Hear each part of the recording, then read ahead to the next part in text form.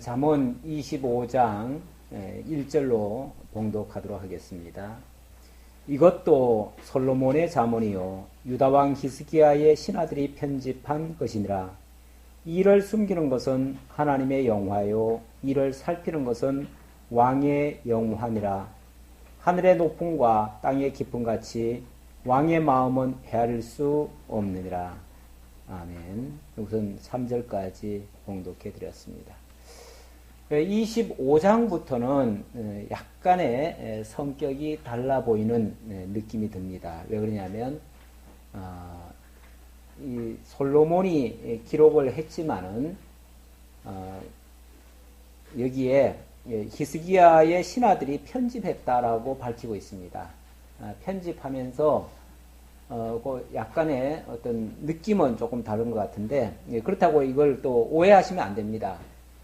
그러면 이 히스기야의 신하들이 편집했으니까 이건 솔로몬의 글이 아니지 않느냐 이렇게 또 오해할까봐 걱정인데 솔로몬의 글을 히스기야의 신하들이 편집했다 이렇게 보시면 되잖아요, 그렇죠? 그렇게 보시면 될 걸 가지고 괜히 이 말씀 때문에 또 오해하시는 분들은 그러니까 이거는 솔로몬의 저작이 아니다. 이거는 뭐 다른 사람들 다시 말하면 히스기야의 신하들이 여기저기서 주워다가 갖다가 모아서 편집해 놓은 거다. 이렇게 생각을 하는데 그게 아닙니다. 솔로몬의 글 중에서 미처 이 정리되지 못한 거 그거를 후대에 히스기야의 신하들이 그것을 더 찾아가지고 거기다가 더 추가를 해서 이렇게 했다. 그 얘기죠. 그렇게 이해를 하시면 되죠. 그래서 결국은 같은 말씀이에요. 그 말이 있다고 해가지고 다른 내용이 아니에요. 우리 성경신학, 우리가 성경신학 아닙니까? 이 성경신학의 특징이 뭐냐면 성경을 하나로 보는 거예요. 전체로 보고 그것의 논리적 통일성을 찾고 내용적 일관성을 찾는 거예요. 그게 우리의 특징인데 다른 분들은, 다른 신학자들이나 이런 분들은 보통 이런 내용이 있으면요, 여기서부터는 딴 내용으로 아예 돌아가 버립니다. 그래서 전혀 앞에 거와는 상관없는 또 다른 이야기, 이렇게 완전히 별개의 이야기로 이렇게 나가는데, 그렇게 되면 성경의 진리성에 굉장한 장애가 옵니다. 성경이 하나의 일관된 말씀이라고 하는 이 대원칙이 깨지는 거예요. 그리고 뭐 이런저런 무슨 뭐 교훈을 위해서 여기서 조금 저기서 조금 이런 식으로 받아왔다 이렇게 생각하기가 쉽습니다. 안 그래도 이 시편부터 시작해가지고 욥기부터 시작했었죠. 욥기, 시편, 잠언, 전도, 아가 여기는 시적인 표현이 많고 뭔가 함축적인 내용이 많아가지고 이것의 논리적 통일성을 찾기가 쉽질 않아요.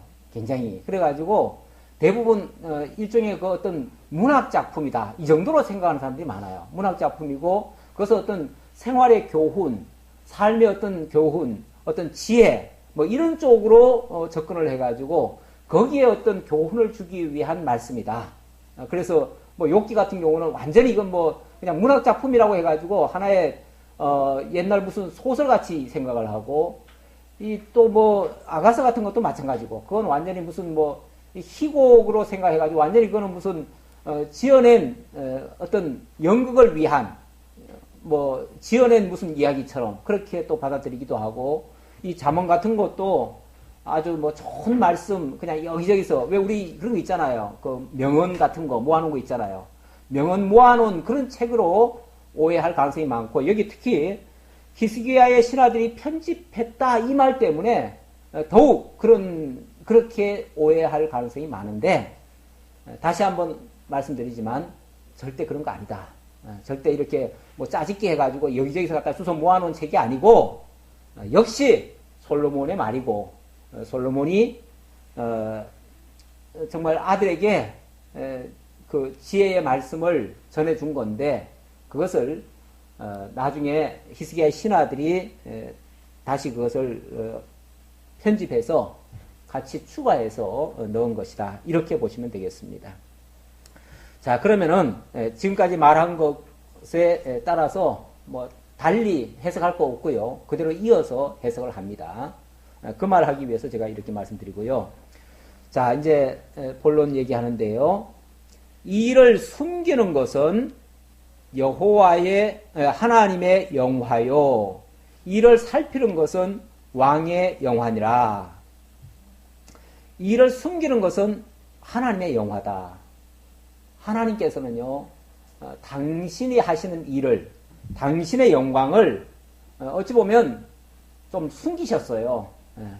그래서 일반 이성으로는, 인간 이성으로는 쉽게 이해하지 못하도록 그렇게 만들어 놨어요.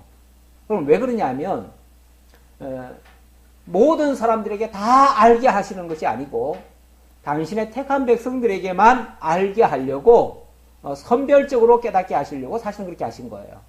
그래서 우리가 성경을 뭐라고까지 얘기를 하냐면, 이건 공개된 비밀이다, 이렇게 얘기를 합니다. 모든 사람들 앞에 다 펼쳐져 있지만, 그래서 누구든지 볼 수 있잖아요. 볼 수 있는데, 그러나 이거는 비밀의 말씀이에요. 본다고 해서 보여지는 게 아니에요. 듣는다고 해서 들려지는 게 아니에요. 이거야말로 정말 하나님께서 꼭 듣게 할 자에게만 듣게 하고 깨닫게 할 자에만 깨닫게 하는, 그야말로 비밀의 말씀이에요. 비밀의 말씀. 비밀의 말씀이라고 해가지고 또 이거는 또 알쏭한 말씀이고 아무나 못 알아듣는다. 그러니까 어떤 특정한 사람만, 나만 이건 알 수 있다. 그래서 내 말만 들으라. 또 이렇게 주장하면 곤란해요. 어떤 교단에서 그 얘기 하죠. 그 교단에서는 그 교주가 자기만 이 비밀을 해석할 능력이 있다는 거예요. 다른 사람들은 하나님의 말씀은 다 비밀이기 때문에, 이거는 절대적인 하나님께로부터 그 비밀의 열쇠를 푼 사람만이 이걸 풀어줄 수 있다. 그래가지고 자기 말은 고칠리고 나머지는 일반 목사들이 하는 말은 전부 다 이거는 사람의 해석이다. 그래가지고 이거는 하나님의 말씀이 아니다. 이런 식으로까지 얘기하는 경우도 있는데, 그런 뜻으로 하는 게 아니에요. 하나님께서 알게 하고자 하는, 그야말로 하나님의 택한 백성이라면 깨달을 수 있는 거예요. 그걸 누가 깨닫느냐? 그러니까 하나님 편에서는 어떤 면에서 인간에게 숨기신 거예요. 숨기신 건데, 또 인간 편에서는 그것을 또 부지런히 찾는 거죠. 찾아요. 물론 그렇다고 찾는다고 해서 찾아지는 건 아니죠. 다 아무나 찾아지는 건 아닌데, 하나님의 택한 백성이면, 하나님께서 깨닫게 하시고 은혜를 주신 자라면, 또 신학적으로 말하면 성령께서 거듭나게 하고 영이 깨어난 자는, 그런 자는 볼 수 있는 거죠. 그래서 그렇게 그것을 깨닫는다면 정말 또 영화로운 일이죠. 그래서 왕의 영화는, 이를 살피는 것은 왕의 영화라고 그랬는데, 그건 어떻게 보면 하나님의 자녀된 자의 어떻게 보면 특권이에요. 특권. 여기 왕의 영화라고 했는데, 그럼 이거는 뭐 왕만 이건 볼 수 있는 건가? 우리가 하나님 앞에서 성경에서 그렇게 얘기를 합니다. 우리 성도를 가리켜서 왕 같은 제사장이다, 이렇게 얘기를 하는데, 하나님의 특별한 은총을 받은 자는 그야말로 왕 같은 그런 특권을 가진 자예요. 그러니까 아무나 알 수 있는 건 아니고, 그런 특권을 받은 자가 이 말씀을 깨달을 수 있다, 그 말이죠. 하나님의 역사를 살필 수 있다. 이 살핀다는 것은 어느 한 부분을 가지고 보고 깨달아지는 건 아니고, 성경 전체 속에서 하나님께서 보여주신 그런 것으로 봐야 사실은 이게 보여지는 겁니다. 그러니까 쉽게 보여지는 않는 거죠. 그래서 하나님께서 당신의 일을 이 땅에 숨기셨고, 지혜로운 자는 그 일을 살펴서 숨겨진 보화를 찾듯이 찾게 된다고 하는 그러한 말씀이 되겠습니다. 하늘의 높음과 땅의 깊음 같이 왕의 마음은 헤아릴 수 없느니라. 하나님을 우리 인간적인 시각에서 판단하고 해석하면 하나님의 그 지혜에는 도저히 도달할 수가 없죠. 하나님의 것은 하나님의 것으로 이해를 해야 되는 거죠. 그래서 사람의 생각으로 이해하지 말라는 겁니다. 은에서 찌꺼기를 제하라. 그리하면 장색에 쓸만한 그릇이 나올 것이요, 왕 앞에서 악한 자를 제하라. 그리하면 그의 왕위가 의로 말미암아 견고히 서리라. 이거 물론 앞에는 예를 드는 거죠. 은혜에서 찌꺼기를 제거해야만 쓸만한 그릇이 만들어지듯이 왕에게도 왕의 눈을 흐리는 모든 악한 것들을 제거해야만 그의 위가 견고해질 수 있다. 왕의 눈을 흐리는 자가 있다면 그 왕은 올바로 다스릴 수가 없습니다. 그러니까 왕의 눈을 흐릴 만한 것들을 제거를 해야 된다는 뜻에서 하는 말입니다. 왕 앞에서 스스로 높은 채 하지 말며 대인의 자리에 서지 말라.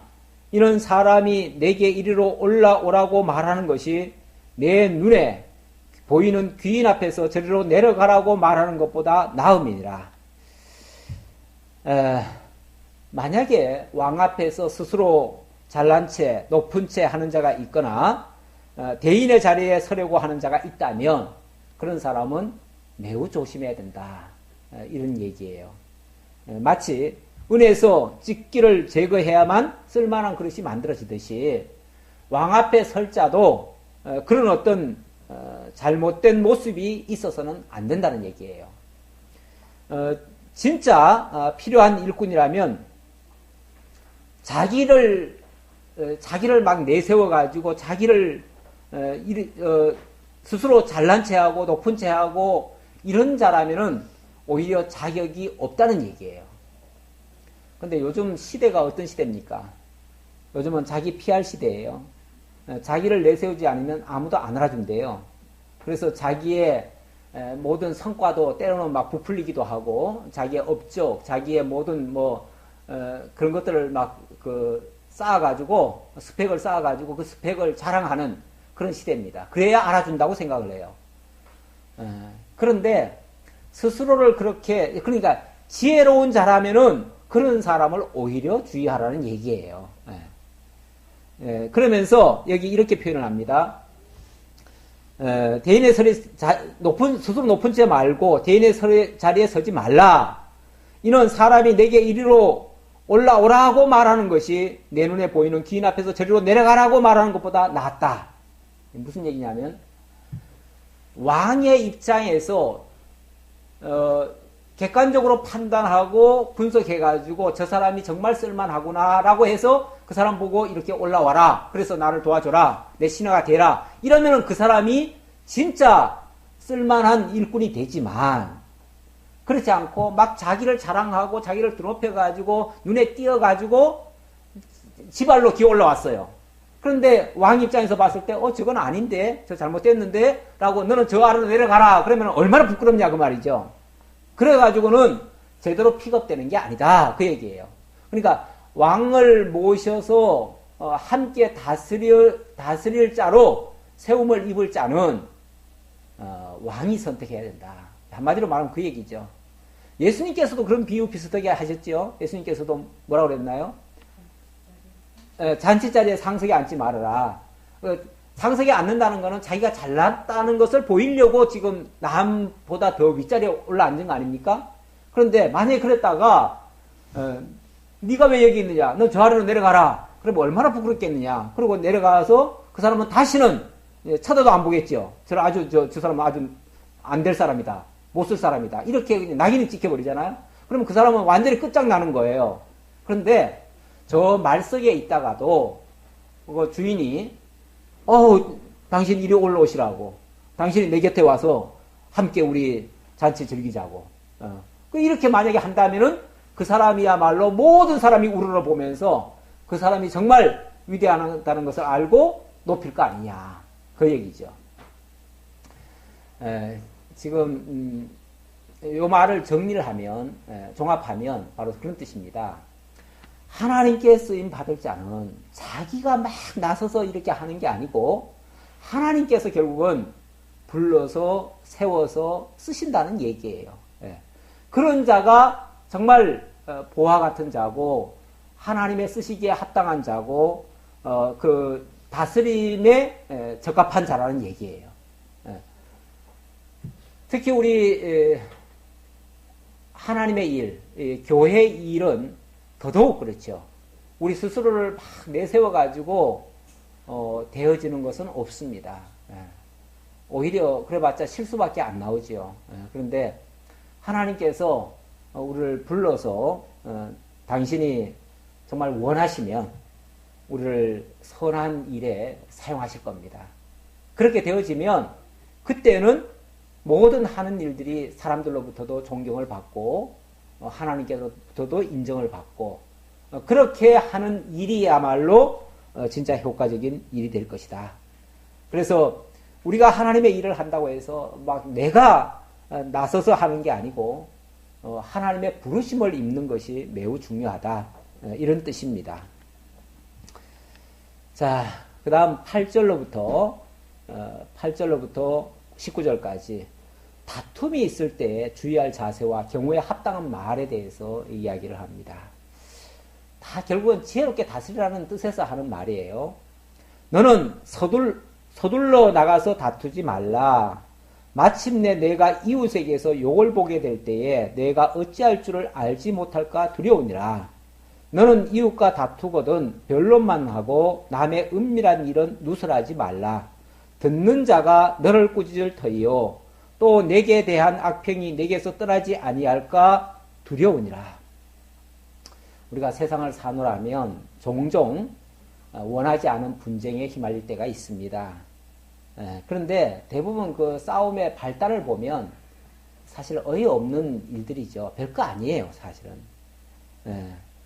대부분 보면은 누가 뭐 내게 대해서 조금 안 좋은 얘기를 했다든지 뭐 어떤 무슨 말을 들었는데 이해가 잘 안 돼가지고 거기서 시비가 붙어가지고 그 자초지종 따지다가 결국은 싸움이 커지고 그것 때문에 나중에는 걷잡지 못하게 되고 나중에는 자기의 모든 것이 다 폭로가 되어지고 그것 때문에 그래서 결국은 돌이킬 수 없는 그런 결과 그래서 자기에 대한 그 악평이 나오게 되는 그런 결론에 도달할 수가 있어요.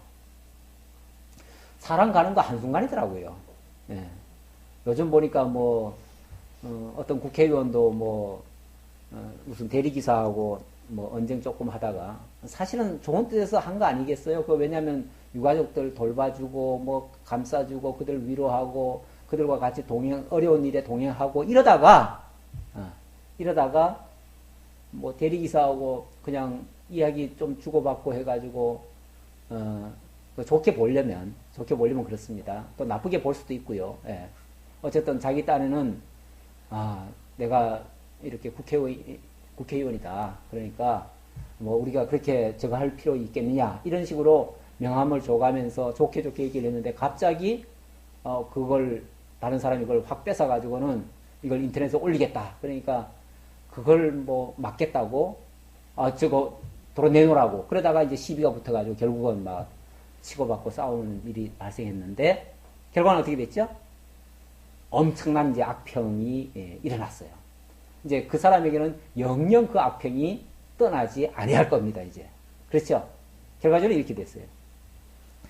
자, 여기 8절 말씀 다시 한번 확인해 봅시다. 제가 그런 한 사례를 가지고 한번 예를 들어보는 거예요.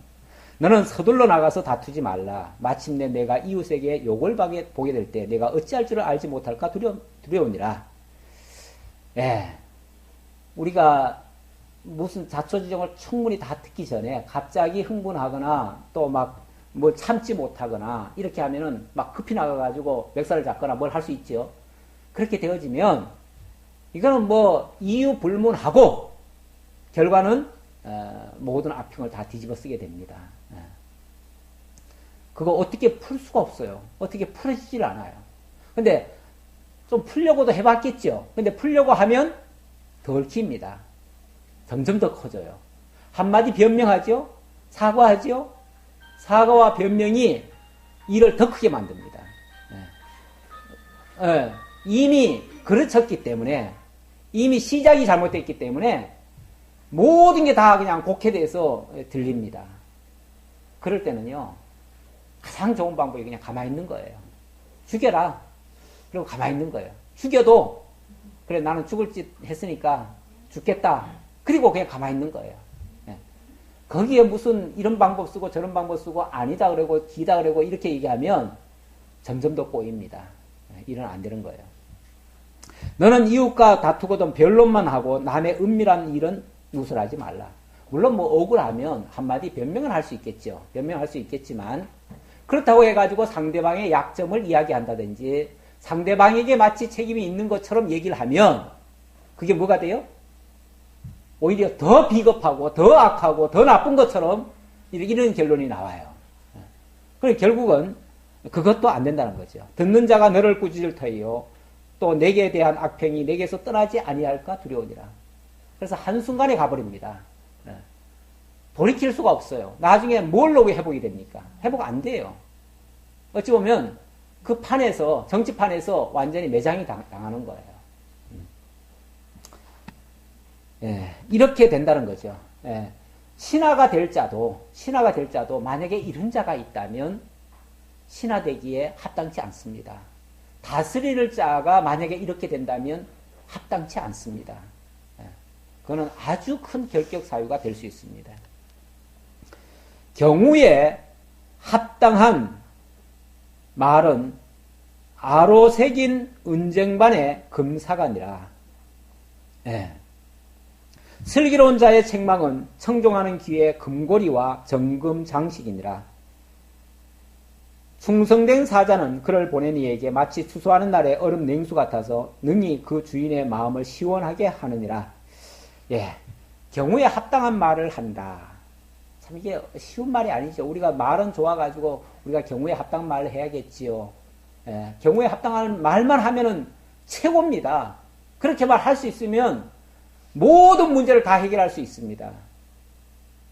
그런데 우리가 종종 말을 한다는 게 그만 홧김에 말하기도 하고 성질대로 말하기도 하고 그냥 남 부에 지르는 말도 하고 자관 이래가지고 경우에 합당한 말은 고사하고 결국은 사건을 확대시키는 말이 되어집니다. 그래서 작은 호미로 막을 걸 갖다가 나중에는 포크레인으로도 막을 수 없고 결국에는 급기야 그게 결국은 전쟁까지 일어납니다. 사실은 모든 전쟁도요. 사소한 말 한마디부터 시작합니다. 가만히 보면요. 별거 아닌 거예요. 작은 말 한마디가 조금 서로 이해가 안 되면 그게 그냥 확대해지고 그렇죠. 그제 그 싸움도 결국은 그 작은 말 때문에 된 거예요. 말이 좀 거칠었죠. 그러니까 너무 성질이 급하게 말부터 하고 또 상대방에 대한 의심 때문에 그 말이 거칠어진 거는 의심 때문에 그렇습니다. 의심을 하다 보니까 서로 간에 아주 긴장을 해가지고 그렇게 말을 한 거죠. 그런데 이 경우에 합당한 말을 한다는 거는요. 사실은 상대방이 무슨 말을 할 때 충분히 다 들어줄 때 나올 수 있는 겁니다. 다 들어주고 먼저 이해를 하는 겁니다. 왜 그런 말을 하는지, 왜 그렇게 행동하는지. 그리고 거기에 합당한 말을 해주면 그거는 누구든지 다 설득할 수 있습니다. 누구든지 다 설득이 됩니다. 물론 뭐 제가 이론적으로 얘기하는 거니까 실제로는 절대 안 될 수도 있어요. 힘들 수도 있어요. 하지만 우리는 이제 원리를 배워야 자관 뭐 한번 실험이라도 해보는 거니까 실습이라도 해보는 거니까 그렇게 해보자고요. 충분히 상대방의 말을 들어주고 이해해 주려고 애를 쓰고 그렇게 해보자는 거죠. 그리고 거기에 합당한 말을 한다면 아로 새긴 은쟁반에 금사과를 올려놓는 것 같다. 얼마나 아름답습니까? 슬기로운 자의 책망은 청종하는 귀의 금고리와 정금 장식이다. 슬기로운 자의 책망을 청종하는 귀. 그러니까 슬기롭다고 하는 게요. 뭐 말을 잘해서가 아니라 그 상대방의 말에 귀를 기울이고 그 말을 이해해주고 들어주고 받아주고 그런다면 그 들어주는 그 귀가 마치 귀에 금고리와 정금 장식을 단 것처럼 아름답다는 거예요.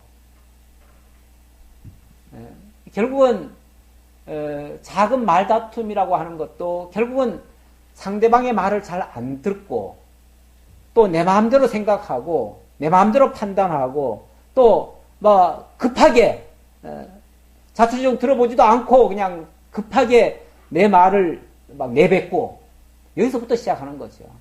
거기서부터 일은 커지는 겁니다. 하지만 충성된 사자는 그를 보낸 이에게 마치 추수하는 날의 얼음 냉수 같다. 추수하는 날 얼음 냉수 얼마나 시원합니까? 저도 시골에서 보리 베는 때 제일 짜증나는 게 그 보리 베는 겁니다. 보리 베는 게 그 가시도 막 따가운 게 막 이렇게 있지요. 막 더운데 옷을 벗지도 못해요. 막 따가워가지고. 그런데 그 떼약볕에 땀은 계속 질질 흐르지요. 그거 빨리 할 수도 없지요. 너무너무 짜증나고 힘들고 그래요. 그럴 때 간절히 소원되는 게 뭐죠? 시원한 얼음 냉수. 그게 있으면 그렇게 좋겠죠. 그거라도 잠시라도 풀 수 있으니까. 그런데 충성된 사자는 바로 그를 보낸 자에게 마치 추수하는 날의 얼음 냉수 같다. 그 마음을 그 주인의 마음을 아주 시원하게 한다. 만약에 그 왕이 무슨 일이 있어가지고 사람을 보냈다고 칩시다. 보냈는데 가가지고 그 사람들을 뭐 어떻게 들어주든지 간에 위로하고 다 들어주고 끝까지 참고 그러면서 그 사람들의 그 노여움이 풀릴 때까지 사실은 그 들어만 줘도 됩니다. 다른 거 할 게 없어요. 그냥 들어만 주는 거예요. 뭐 사자니까 사자가 뭘 하겠어요. 그냥 심부름 하는 건데 그 심부름 한 사람은요 가서 다 들어주면 됩니다. 그러면은 아무리 그 강단이 크고 그런 사람도요 웬만하면 다 누그러집니다. 누그러지는데 가만히 보면은 정부의 대표로 온 사람이나 뭐 어디 어느 당의 대표로 온 사람도 가만히 보면은 성질만 북돋아 놓고 가. 도저히 못 들어주겠다는 거예요. 안 된다는 거예요. 무조건 안 된다는 거예요. 안 된다면 어쩌자는 거예요. 아니 안 된다고 할 수도 있어요. 물론 안 되는 건 안 될 수도 있겠죠. 그러나 일단은 다 들어줘야죠. 일단은 만나줘야죠. 일단은 뭐 얘기를 해야죠. 그런데 안 들어주고 이러면은 마음이 막 다 접히는 거죠. 상처를 입는 거죠. 그러면은 보낸 주인에게 마음을 시원하게 하는 게 아니라 모든 사람을 더 답답하게 만드는 거죠. 예. 이제 사자가, 다시 말하면 신하가 어떤 자세로 해야 되느냐를 지금 얘기하는 거예요. 예. 선물한다고 거짓 자랑하는 자, 비없는 구름과 바람 같다. 비없는 구름, 비없는 바람, 이거는 약 올리는 거죠. 이제 비가 오니까, 구름이 이렇게 오니까, 이제 곧 비가 오겠지. 이제 시원함이 이제 풀리겠지. 기대하는데, 와가지고는 전혀, 그러니까 선물하러 왔다고 해놓고도 선물도 안 줘요. 다시 말하면은. 그리고 그냥 비도 올 것처럼, 그러니까 비가 곧 선물인데, 비가 올 것 같이 하면서 비를 안 줘. 그리고 딴 얘기만 하고 있어요. 자기 자랑이나 얘기하고 있어요. 자기 할 말만 하고 가요. 그러면 성질나지요. 그거는 안 온 것만도 못하지요. 전혀 도움이 안 되지요. 그런 뜻으로 이해해 보고요. 오래 참으면 간원도 설득할 수 있나니 부드러운 혀는 뼈를 꺾느니라. 오래 참으면 간원도 설득할 수 있어요. 원래 제일 말 안 듣는 사람이 누구죠? 뭐 요즘은 하나님도 못 말리는 사람이 있다고 그래요. 하나님도 못 말리는 사람이 목사라고 그래요. 목사의 주장이 제일 세가지고 목사는 뭐 웬만한 사람은 못 말리고 하나님도 결국 손들었어요. 근데 세상적으로 보면 이 간원들은 정말 이거 못 말리는 사람들이에요. 왜냐하면 그 사람들은 이 권위의식이 있잖아요. 자기가 윗사람이라는 게 있잖아요. 그러니까 아랫사람들 상대를요, 그냥 이렇게 낮은 자리에 내려가서 상대하는 게 아니고요. 윗자리에서 마치 군림하듯이 상대를 해요. 그러니까 아예 대화 자체가 안 돼요. 그런 대화도 안 되는 사람을 설득한다? 이거 거의 힘들어요. 이거 거의 불가능에 가까워요. 그런데 어떤 경우 그게 가능한가? 지금 그 얘기를 하는 거죠. 오래 참으면 간원까지도 설득할 수 있다. 오래 참는다. 다시 말하면 끝까지 그냥 뭐 못해주더라도 그냥 끝까지 참는 거예요. 이번에 그 이주영 장관이라는 분이 있죠. 그분이 참 대단하십니다. 그분이 수염 이렇게 기르면서 아직까지 그 팽무강에 그냥 있잖아요. 해양수산부 장관. 그 사고 난 그날부터 지금까지 팽무강을 떠나지 않고 아직까지 그대로 있습니다. 물론 뭐 장관이 왜 거기만 가 있느냐 그러는데 끝까지 참는 거예요. 별의별 소리 다 들어요. 뭐 중간에 온갖 소리 다 들었지요. 그래서 뭐 잘릴 뻔도 했는데 그것 때문에 그 사람들 마음을 누그러뜨렸어요. 많이 누그러뜨렸어요. 그래가지고 그 사람 자를 수가 없어요. 그러니까 이름이라도 걸어 놔두는 거야. 걸어 놔두고 그 사람은 그냥 수염 기르면서 그냥 그 옆에서 그냥 같이 있는 거예요. 그냥 뭐 다른 거 하는 거 없어요. 아무것도 할 게 없어요. 사실은 또 할 것도 없고 그냥 그 옆에서 죽치고 있는 거예요. 오래 참는 거예요. 오래 참으니까 큰 노여웠던 그 사람들도 마음이 좀 누그러져가지고 그 사람이 옆에 있는 것만도 감사하고 그냥 고맙다는 거예요. 그냥 들어주는 거예요. 그냥 우리 말 들으면 그러니까 막 별의별 욕을 다 합니다. 사실은 처음에는 막 멱살까지 잡았어요. 그래도 예, 제가 멱살 잡힐 수 있지요. 잡힐만 하다고 다 참아줬어요. 다 들어줬어요. 그런 면에서 대단하다는 거예요. 원래 관원이 그렇게 하기 쉽지 않거든요. 예. 어느 시장은 뭐 자기한테 계란 뿌렸다고 고발했잖아요. 예, 고발까지 하는데, 예, 그거 못 참습니다. 관원들이 감히 어디라고 자기한테 그렇게 했다고, 못 참는데, 진짜 그분은 그보다 더 많은 수모를 당해도 다 참습니다. 그러면 설득할 수 있는 거예요. 그러면 그러니까 이 관원의 자세가 사실은 그래야 된다는 얘기예요. 전에 그 전직 대통령도 그때 막 엄청난 욕을 먹었어요. 욕을 먹었는데 그때 무슨 얘기를 했냐면 국민이 내게 욕을 해서 마음이 시원하시다면 그러셔야지요. 욕먹는 게 뭐 대단하냐고. 욕먹는 거 괜찮다고. 마음만 시원하실 수 있다면 얼마든지 하시라고. 그렇게 하신 분도 있어요. 예. 저는 그게 올바른 자세라고 보여집니다. 어쨌든 간언의 그 덕목 중에 정말 이렇게 오래 참는 그런 것이 필요하다는 거예요. 그러면은 간언도 설득할 수 있고 부드러운 혀는 뼈까지 녹일 수도 있어요. 뼈까지 꺾을 수 있어요. 결국은 그런 사람이 이깁니다. 뭐 다른 걸로 이길 수는 없어요. 힘으로 무력으로 그런 거는요 오히려 저항만 불러와요. 절대 무력으로 힘이 권세 있다고 권세로 짓눌려서는 안 됩니다.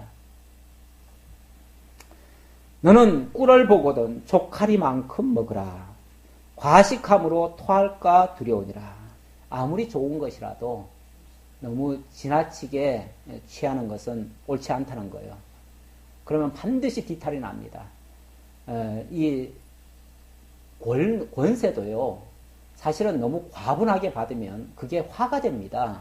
화가 되고, 본인이 누리는 것도 너무 과하게 누리다 보면 틀림없이 부작용이 일어납니다. 아무리 좋은 자리, 아무리 좋은 일이라고 해도 정말 겸손하게 해야지 그렇게 과하게 했다가는 오히려 부작용이 일어날 수 있습니다. 17절입니다. 너는 이웃집에 자주 다니지 말라. 그가 너를 싫어하며 미워할까 두려우니라. 자기의 이웃을 쳐서 거짓 증거하는 사람은 방망이요 칼이요 뾰족한 화살이니라. 이웃집에 다닌다는 말은요 딴 게 아니고 자꾸 쓸데없는 일을 만들고 쓸데없는 말을 하고 이런 사람을 두고 하는 말이죠. 그런 사람이 가서 정말 합당하지 않은 말을 자꾸 하고 그러면요 이 지나친 말이 또 부작용을 일으킵니다. 이게 참 말이라고 하는 게요 무조건 잘한다고 좋은 것도 아니고 많이 한다고 좋은 것도 아니고 어떨 때는요 한마디만 해도 그 한마디가 정말 모든 것을 다 녹일 수 있는 그런 말도 있어요. 북한의 그 정권 옛날에 옛날은 아니죠. 김정일이가 말을 그렇게 많이 하는 사람이 아닙니다. 그런데 어쩌다 한마디를 해요. 어쩌다 한마디 하는데 그 한마디가 굉장히 사람들에게 설득력을 줘요. 다시 말하면 권위가 있어요. 거기에 한마디에.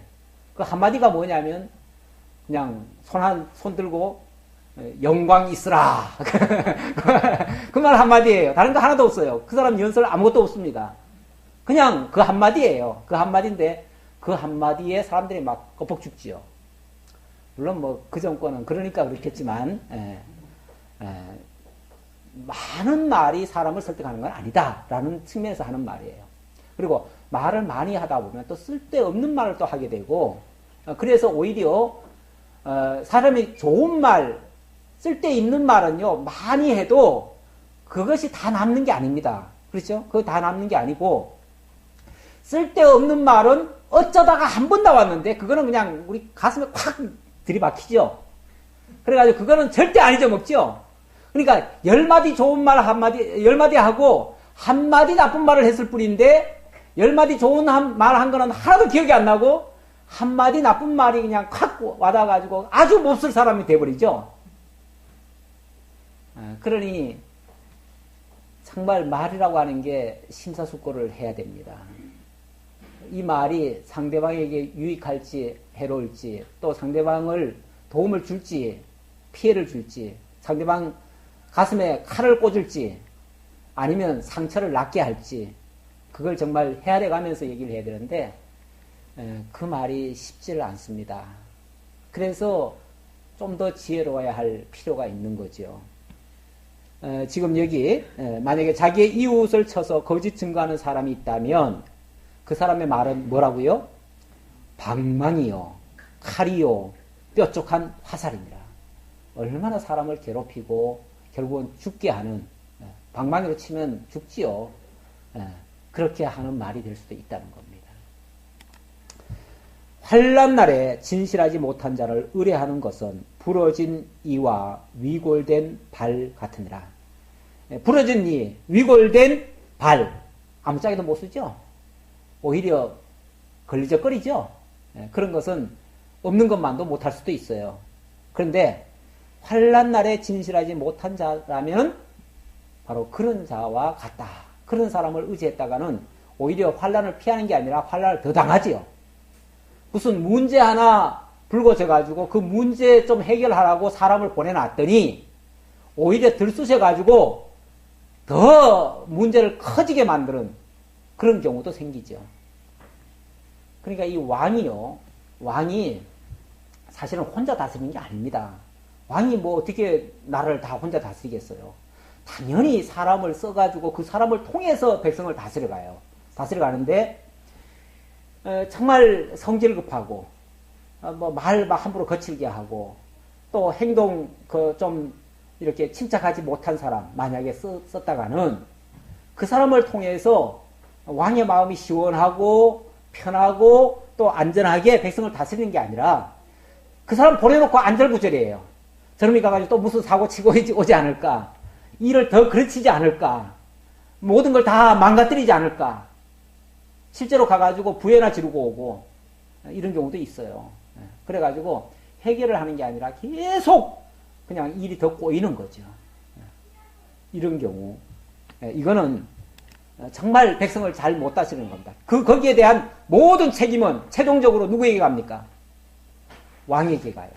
왕에게 그 책임이 가요. 그러니까 결국은 왕이 사람을 잘못 쓴 거예요. 그렇죠? 사람을 잘못 쓴 거예요. 잘못 썼으니까 책임은 당연히 왕에게 갈 수밖에 없는 거예요.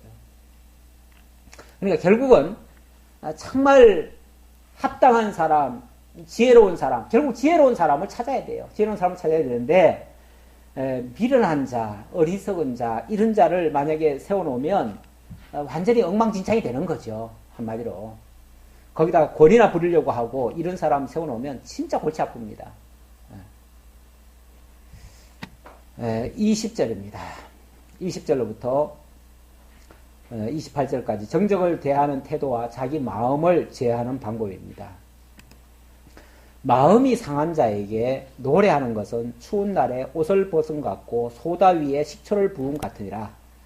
소다 위에다가 식초 부어놓으면 불불 끓겠죠? 난 해보진 않았는데 아마 그럴 것 같아요.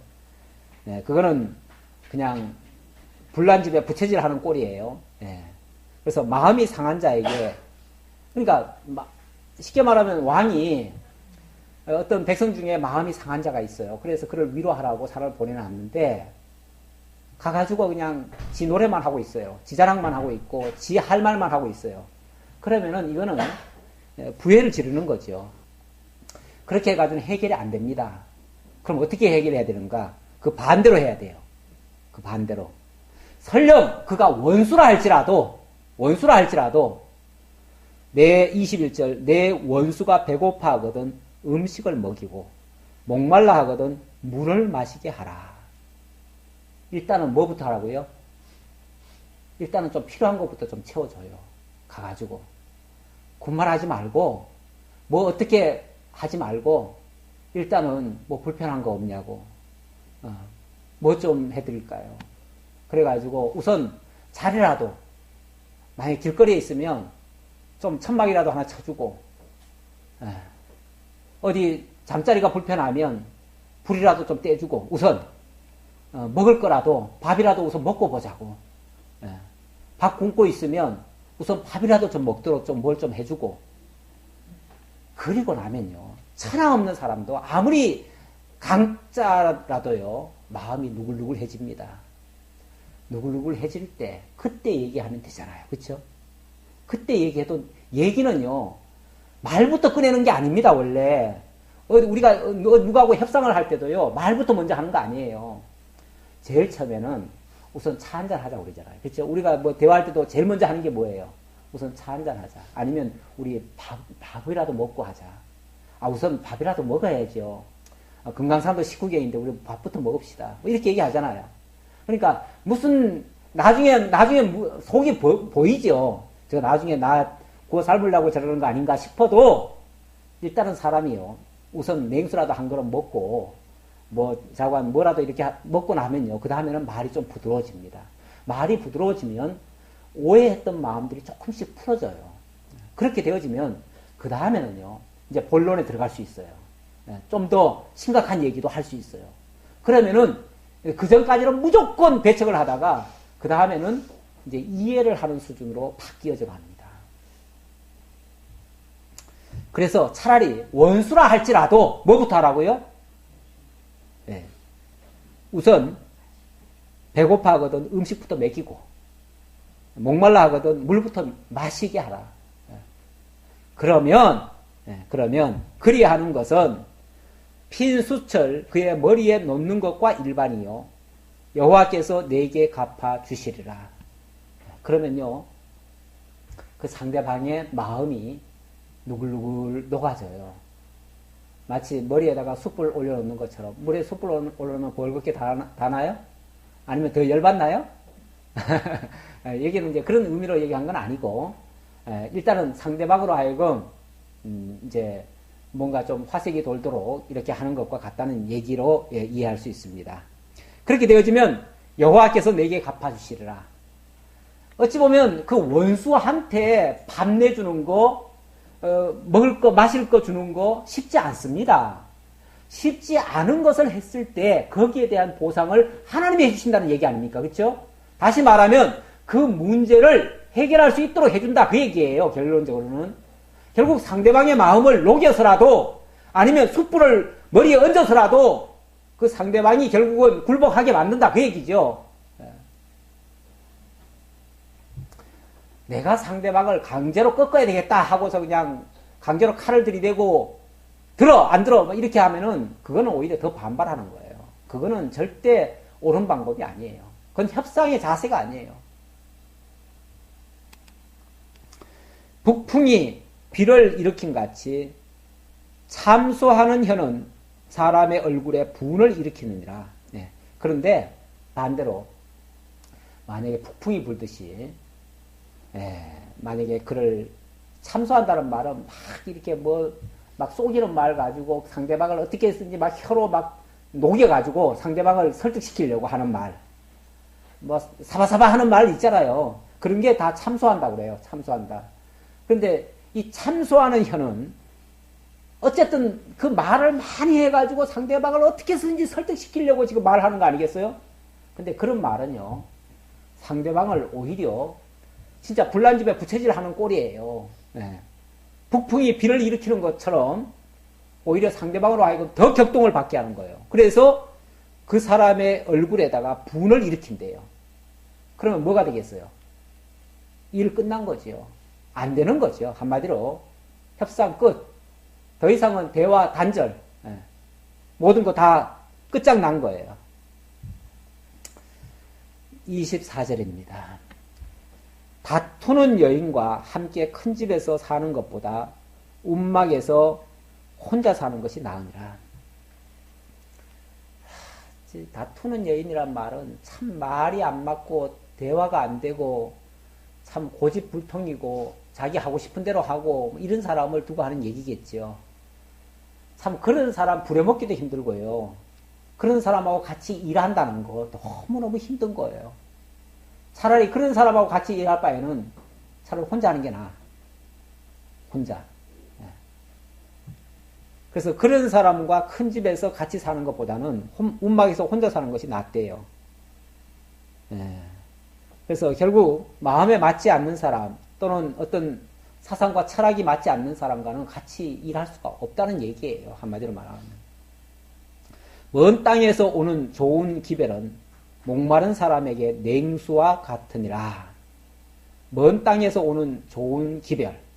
먼 땅이란 말은 정말 힘들 것 같은 일이 정말 도저히 안 될 것 같은 일이 사신을 보내놨는데 그 사신으로 하여금 잘 됐다는 소식이 멀리서 들려와요. 그러면 얼마나 마음이 풀리겠어요.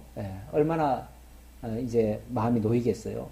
그래서 목마른 사람에게, 다시 말하면 좋은 소식을 기다리던 사람에게 아주 냉수와 같이 아주 시원하게 된다는 거죠. 의인이 악인의 앞에 굴복하는 것은 우물이 흐려짐과 샘이 더러짐과 같으니라.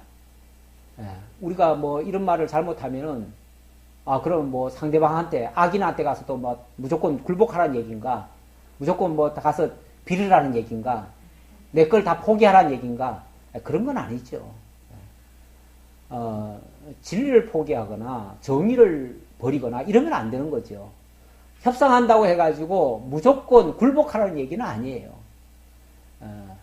원칙을 가지고 하되 그 상대방의 마음을 녹이고 그를 설득하기 위해서 지혜롭게 처신하라는 얘기지.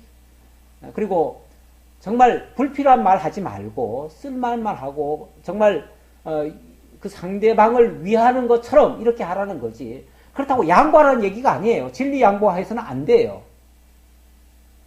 우리가 어떠한 경우에도 포기하지 말아야 될 거는 있어요. 그거는 진리예요. 우리가 안 믿는 사람들하고도 가능하면은 사이좋게 지내야지요. 사이좋게 지내기 위해서 때로는 정말 말도 안 되는 것도 우리가 좀 들어주잖아요. 그렇죠? 들어주고 또 그들과 가능하면 그들과 같이 해줍니다. 동행을 해줘요. 해주는데 만약에 그들이 너 이제 예수 믿지 마라. 만약 이렇게 나온다면 그거야 어떻게 우리가 들어주겠어요. 들어줄 걸 들어줘야지. 우리 생명까지 버리라는 얘기는 할 수 없잖아요. 그러니까 포기하라는 것도 무조건 다 포기하라는 얘기는 아니에요. 그러니까 의인이 악인 앞에 굴복하는 것은 우물이 흐려지고 샘이 더러워진 것 같아요. 그거는 아예 근본을 잃어버리는 거예요. 그러니까 그렇게 해서는 안 되고 오히려 다른 걸 다 모든 편의를 제공하면서 진짜 중요한 거는 간절시키는 게 진짜 지혜로운 자지요. 그렇잖아요? 진짜 그러니까 정작 내가 얻고자 하는 게 있다면 나머지 것은요 다 양보해줘야 돼. 사실은 양보해줘야 돼. 쓸데없는 거 그냥 명목상으로 뭐 겉으로 드러나는 거 이런 것들은 양보해줄 필요도 있어요. 그런데 보면은요 별스럽지 않은 거 가지고 그냥 싸우느라고 정작 중요한 거는 다 놓치는 경우가 있어요. 보면은 맨날 그 여야 간에도 싸우는데 가만히 보면은 진짜 본질을 붙잡고 싸우는 게 아니에요. 무슨 누가 어떻게 말을 했느니 욕을 했느니 이런 거 가지고 지금 싸우고 있어요. 그게 무슨 문제예요. 욕을 했으면 어떻고 안 했으면 어떻고 그게 무슨 싸움거리냐고요. 하기야 시비는 어차피 거기서 나왔으니까 싸우긴 싸워야겠지만 그러나 정작 중요한 거는 놓치지 말아야죠. 그거는 포기하지 말아야 되고, 그거는 끝까지 관철시켜야 돼요. 사실은 우리가 여야를 만들어 놨으면요, 싸우라는 거예요. 원칙은. 싸우라는 거예요. 싸우라고 만들어놨지, 그럼 뭐, 안 싸울 것 같으면 한 당만 만들어야죠. 중국이나 북한은 공산당이 일당이잖아요. 일당이기 때문에 거기는 싸울 일이 없어요. 만장일치예요. 그래서 항상 100% 투표에 100% 찬성으로 나와요. 거기 1% 나오면 그 사람은 사형이에요.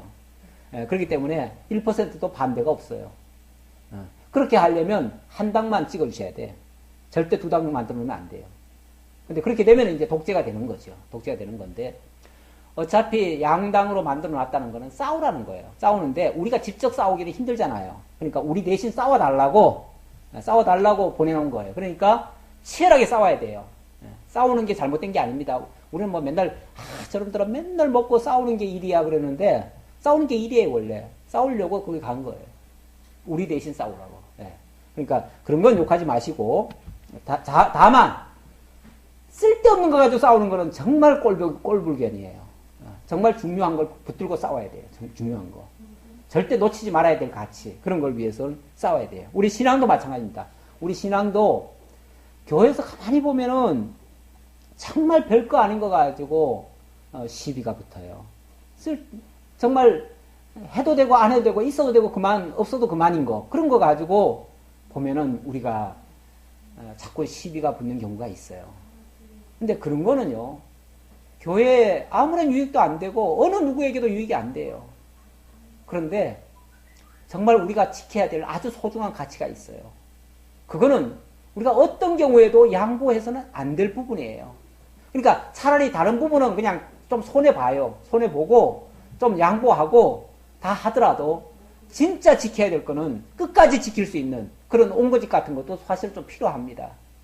그건 나쁜 게 아니에요. 나쁜 의미에서가 아니라 정말 하나님을 바르게 우리가 섬기고 경외하고 하나님만을 붙잡게 하려는 그런 선한 뜻에서 하는 거예요. 그러니까 우리 본질이 뭔가를 잃지 말자는 거죠.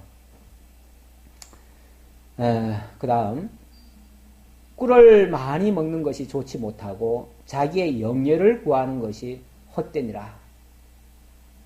무슨 그 좋은 것만 자꾸 취하려고, 아니면은 어떤 이득이나 얻으려고 자꾸 하는 거, 그거는 옳지 못하다. 물론 우리가 뭐 다 그래도 좋게 하려고 또는 좋은 거 취하려고 다 노력을 하지만은 거기에 너무 초점을 맞춰져서는 안 된다는 얘기예요. 예.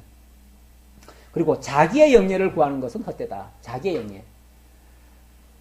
나라에 신하면은 일단은 나라가 먼저죠. 그렇잖아요? 나라가 먼저죠. 개인의 일신의 그 안녕이나 일신의 영예가 중요한 게 아니에요. 일단은 자기 한 몸이 부서지는 한이 있어도, 자기 한 몸이 희생되는 한이 있어도, 죽어지는 한이 있어도 나라를 살리는 게 지도자의 사명입니다. 교회도 마찬가지죠. 교회도 우리가 정말 하나님께서 이 소중한 진리를 지키라고 우리를 이 교회에 모여서 일원이 되게 하시고 함께 섬겨가는 그런 일꾼이 되게 하셨다면, 우리가 그걸 위해서라면은 우리의 모든 것을 다 희생해서라도 간직해야 되고 지켜가야 할 아주 가치 있는 일입니다. 그러나 그걸 이용해 가지고 내 명예를 높이고 내 영광을 취하려고 하고 내 이득만을 추구한다고 한다면 그거는 옳지 않습니다. 물론 우리가 하나님의 그 선한 의를 위해서 힘차게 달려갔을 때에 따라오는 영광, 따라오는 그 명예, 따라오는 그 부요함, 이런 거는 또 있을 수 있죠. 그건 어찌 보면 하나님께서 주시는 상급으로서 그건 뭐 받아 누릴 수 있는, 그야말로 그런 복을 우리가 받아 누리는 것이 잘못됐다는 얘기는 아니에요. 다만 그걸 목표로 삼고 그걸 위해서 하지 말라는 얘기죠. 그걸 위해서 하는 게 아니라 우리는 너희는 그의 나라와 그의 의를 구하라. 그리하면 이 모든 것이 너희에게 더하시리라 해서 어찌 보면 보너스처럼 하나님께서 주시는 거야. 왜 우리가 마다하겠어요? 그걸 왜 나쁘다고 하겠어요? 다만 그것 자체를 목표로 삼고 그것만을 위해서 달려간다면 그거는 옳지 않은 방향이라는 얘기죠. 자기의 마음을 제어하지 아니하는 자는 성읍이 무너지고 성벽이 없는 것과 같으니라. 성읍이 무너지고 성벽이 없으면은 그건 이미 패망한 거죠. 전쟁에 나가는 장수가 성벽 무너뜨려 놓고 나가면은 그건 싸워보나 마나 대화하나 마나 다 무장 해제했으니까 다 끝난 거죠. 제일 무장 해제, 다시 말하면 내가 상대방을 이길 수 있는 모든 무기가 다 포기되어진 상태가 바로 뭐냐면 마음 제어하지 못하는 상태다. 자기 마음 컨트롤 하나 하지 못하면 나가나 마나 전쟁 하나 마나 이미 진 거나 다름없다. 원래 성질 급한 사람이 항상 져요. 성질 급한 사람이 상대방이 그냥 질질 끌고 상대방은 그냥 말을 느릿느릿하게 하고 만약에 그냥 끝까지 그냥 참고 그냥 말 대꾸 안 하면요 이쪽에서 열받아가지고 그냥 뛰쳐나오죠. 그리고 그냥 성질 내버리죠. 그러면 끝난 거예요. 그럼 게임 끝이에요. 그러면 내가 진 거예요.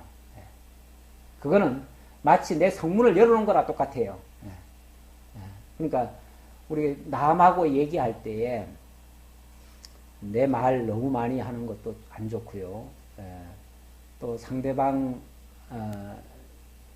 그 성질을 돋구거나 이런 것도 매우 안 좋고, 자관 상대방을 제압하려면 내가 끝까지 참아야 돼요.